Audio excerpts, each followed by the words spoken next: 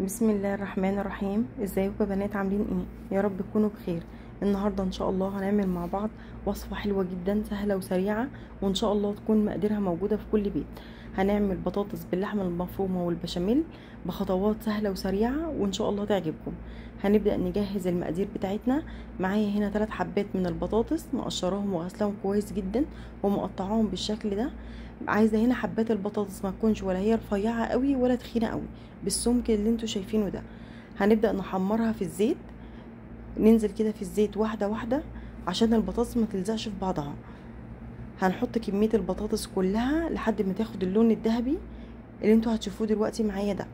لو مش عايزين تحمروا البطاطس في الزيت تقدروا تحطوا عليها رشة واحدة من الزيت وتدخلوها الفرن او الاير فراير، هتطلع معاكم بالشكل الجميل اللي انتوا شايفينه ده. اول ما تاخد اللون الذهبي الفاتح ده هطلعها من الزيت. تقريبا هنا سوى البطاطس كده 90%. هنبدأ بقى نجهز اللحمة المفرومة بتاعتنا. معايا هنا معلقة من الزيت ومعلقة من الزبدة، ومعايا حبة من البصل مقطعاهم مكعبات صغيرة. هنبدأ نشوح كده البصلة مع الزيت والزبدة لحد بس البصلة ما تدبل شوية. مش عايزة البصلة تاخد لون او تحمر ولا اي حاجة، يدوب بس البصلة هتدبل كده. هكون مجهزة معايا فصين من الثوم، هحطهم على البصلة على طول. يا دوب بس هشوح الثوم مع البصل كده، واول ما ريحه الثوم تطلع خلاص كده بيكون جاهز معايا. ما تخلوش الثوم يتحرق في البصله او تسيبوه كتير، لان لو اتحرق هيدي طعم مراره وطعم وحش في الوصفه. هننزل بقى بنص كيلو من اللحمه المفرومه. واللحمه هنا كميه اللحمه تقدروا انتوا تحددوها زي ما انتوا عايزين، تستخدموا نص كيلو، ربع كيلو، كيلو اللي موجود واللي متوفر عندكم. ولو ما فيش لحمه مفرومه تقدروا تستخدموا صدر واحد من الفراخ، برضو هتطلع معاكم حلوه جدا. هحط بقى على اللحم المفرومه حبه واحده من الطماطم بشراها بالمبشره، ومعلقه كبيره من معجون صلصه الطماطم. وحطيت البهارات بتاعتي، ملح وفلفل اسود وبهارات لحمه. ومعايا هنا ربع كوبايه من الميه السخنه المغليه. الميه هنا يعني بق الميه الصغير بيخلي اللحمه المفرومه تفرز معايا بسرعه جدا، بدل ما افضل اقلب فيها لحد ما اللحمه المفرومه تفك من بعضها. بق الميه الصغير ده بيخليها تفرز معايا بالشكل اللي انتوا شايفينه ده. قولوا لي بتعملوها كده ولا لا؟ يعني حد بيحط على اللحمه المفرومه بق من الميه ده ولا لا؟ هسيب بقى اللحمه تستوي على نار هاديه تقريبا 10 دقايق او ربع ساعه لحد ما تشرب كل السوائل اللي فيها وتبقى معايا بالشكل اللي انتوا شايفينه ده. وهنا خلاص بتكون جاهزه معايا. هنبدا بقى نجهز البشاميل بتاعنا. معايا هنا 3 مكعبات من الزبده، تقدروا تستخدموا زبده او سمنه اللي موجود متوفر عندكم. هحط عليهم 3 معالق كبار من الدقيق، ونشوحهم كده كويس جدا مع بعض لحد ما الدقيق يستوي. بنعرف منين ان الدقيق استوى؟ اول ما ياخد اللون الاصفر وريحه الدقيق تطلع بنعرف كده خلاص ان الدقيق استوى وجاهز معايا. بنكون مجهزين معايا تقريبا 4 كوبايات من اللبن. اللبن حطوه بالتدريج لحد ما توصلوا للقوام المظبوط اللي انتوا عايزينه في البشاميل. يعني حطوا الاول 3 كوبايات من اللبن او الحليب، وقلبوا البشاميل كويس جدا. لو لقيتوه خفيف قوي، لو لقيتوه تقيل تقدروا تخففوه بشويه كمان من اللبن. انزلوا باللبن بالتدريج.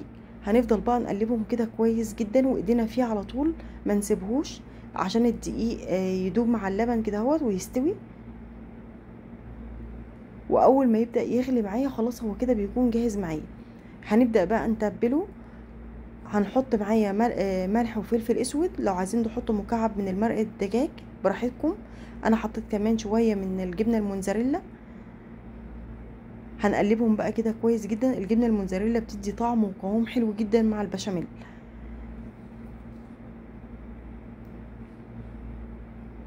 طبعا هي اختياري، بس انا بقول لكم هي بتدي طعم حلو جدا فيها. تقدروا كمان تحطوا مع البشاميل معلقه من الجبنه الكريمي، برضو بتخلي طعم البشاميل حلو جدا.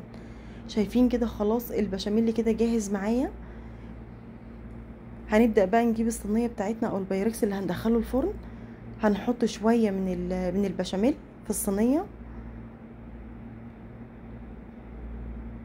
هنوزعه كده بس كويس. وبعدين نجيب البطاطس بتاعتنا ونرصها واحده واحده في الصينيه. انا هنا البطاطس كنت رشيت عليها رشه من البابريكا ورشه صغيره من الملح. البابريكا بتدي مع البطاطس طعم حلو جدا، وهتدي كمان لون حلو معاها.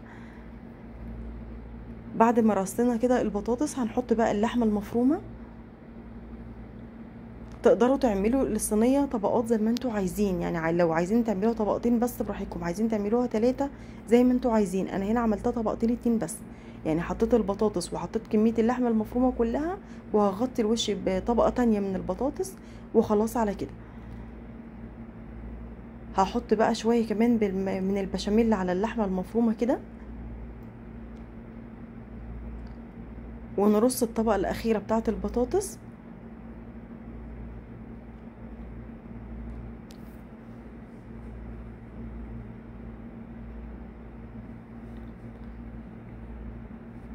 وهنوزع بقى كميه البشاميل كلها على الصينيه.